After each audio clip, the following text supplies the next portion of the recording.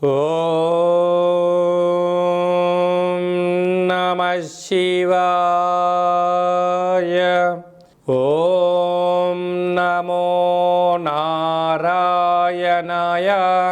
కర్మ నివారణ నరదృష్టి నివారణ కాళభైరవాయై నమో నమః. ఓం కాళకాలాయ విద్మహే కాళాతీతాయ ధీమహి తన్నో నరదృష్టి నివారణ కాళభైరవ ప్రచోదయాతు. హరి ఓం. మా ఛానల్కి స్వాగతం.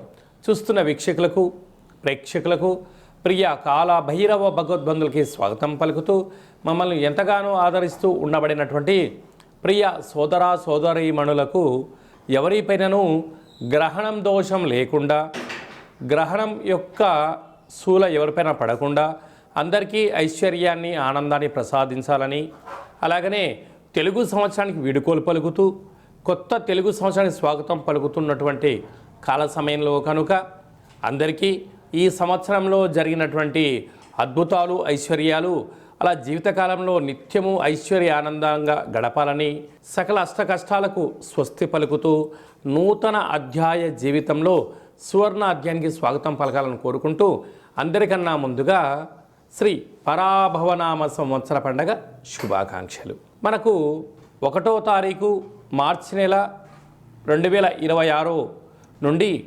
15/3/2026 వరకు పుట్టినటువంటి వారందరికీ ముందస్తుగా జన్మదిన శుభాకాంక్షలు. గతంలో వివాహం చేసుకున్న వారికి వివాహ వార్షికోత్సవ శుభాకాంక్షలు. ద్వాదశ రాశుల్లో గ్రహ గమనాలు వీక్షింపచేద్దాం. మిథున రాశిలో దేవగురు బృహస్పతి సంచార స్థితి, సింహరాశిలో కేతు సంచార స్థితి, కుంభరాశిలో చతుర్గ్రహ సంచార స్థితి, రవి కుజ బుధ రాహు సంచార స్థితి, మీనరాశిలో శుక్రుడు మరియు శని సంచార స్థితితో ద్వాదశ రాశుల్లో గ్రహ గమనాలు ఈ విధంగా ఉన్నాయి. వృషభ రాశి వారికి గ్రహణ కాల సమయంలో చూడరాని పరిస్థితి ఉంది కనుక గ్రహణ దోషాన్ని తొలగించుకొని ఐశ్వర్యాన్ని పొందుతూ యోగాన్ని ఎలా పొందాలో ఈ వీడియోలో సవివరంగా సంపూర్ణంగా తెలుసుకుందాం.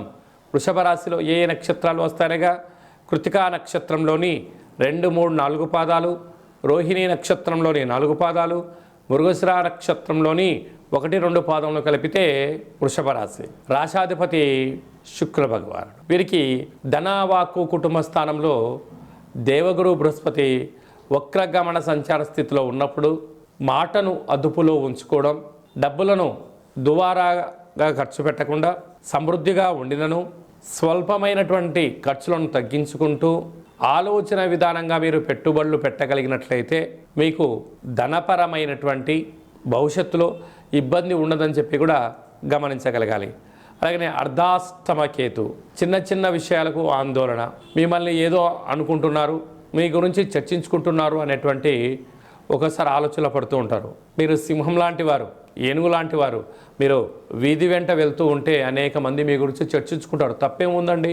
మీలో ఉండబడిన సద్గుణాల వలన, మంచి కార్యక్రమాలు ఆచరించడం వలన మీకు పొగడ్తలు, సన్మానము, రాజయోగము రాయబడి ఉంది కనుక మీ గురించి చెప్పుకుంటారు. అది ఆనందంగా స్వీకరించండి.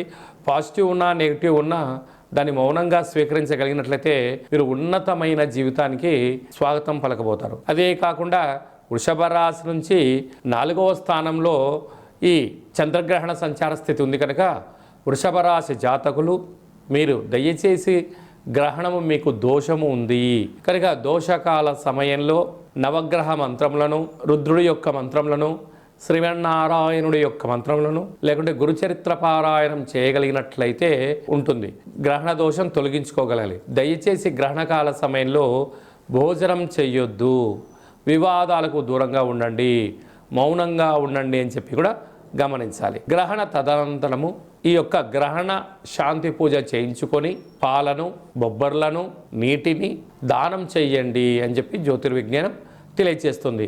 విశేషంగా మిథున రాశి వారికి ఏడాది తర్వాత రాజ్యస్థానంలో చతుర్గ్రహ సంచార స్థితి, ఆత్మకారకుడు రవి, రుణరోగ శత్రుకారకుడు కుజుడు, బుద్ధికారకుడు బుధుడు, వాస్తు నరదృష్టికారకుడు రాహు భగవాను ఉండడం వలన వృత్తులలో, ఉద్యోగాలలో వ్యాపారాలలో స్వల్పమైనటువంటి ఆటంకాలు పొంచి ఉన్నాయి కనుక ఇలాంటి కాల సమయంలో ఓపిక, పట్టుదల, సహనము, సత్ప్రవర్తన అవసరం అని చెప్పి గుర్తు పెట్టుకోగలగాలి.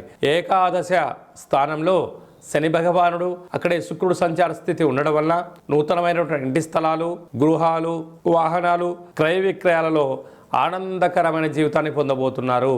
కనుక ఈ కాళభైరవ అష్టమి సందర్భంగా తప్పకుండా పిండి దీపాన్ని ఏర్పాటు చేసుకుని కాళభైరవ స్వామిని స్మరణ ధ్యానం వలన సకల గ్రహ దోషాలు తొలగి ఐశ్వర్యం కలుగుతుందని చెప్పి గమనించాలి.